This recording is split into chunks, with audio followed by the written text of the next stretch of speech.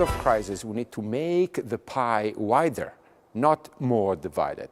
And competition is good at allocating resources within a given environment. It's less good in creating, for instance, new standards. It's in creating new opportunity, in creating new technologies. You also need regulation at some point to make sure there are controls on all of this. In an environment, say for example, let's take the Eurozone. You've got governments, politicians, regulators, very, very busy trying to fix the crisis, not very successfully as of now. They're not going to be paying attention to creating new regulations to drive a whole new kind of market. Politicians tend to think of themselves as part of a solution. They actually have been part of the problem recently.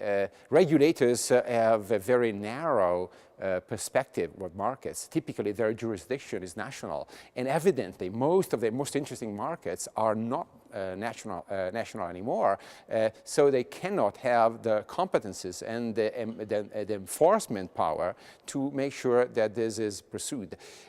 Corporations are much more global than regulators. But then you're essentially saying there should be no regulation on these kind of markets. You're talking about, you know, a kind of format which could lead to restrictive trade practices. You do need regulation at the end of it.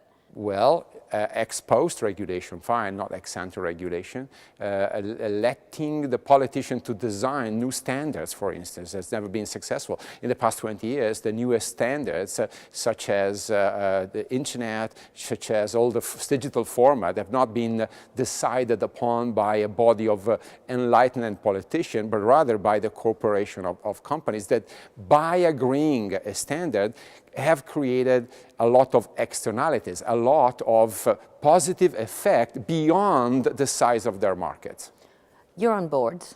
You advise politicians, businesses, academics. If you were sitting in Brussels right now and you were talking both to businesses and to politicians, what would you tell them to do as of this moment to change things around? I would make the internet a universal obligation as opposed to a universal right.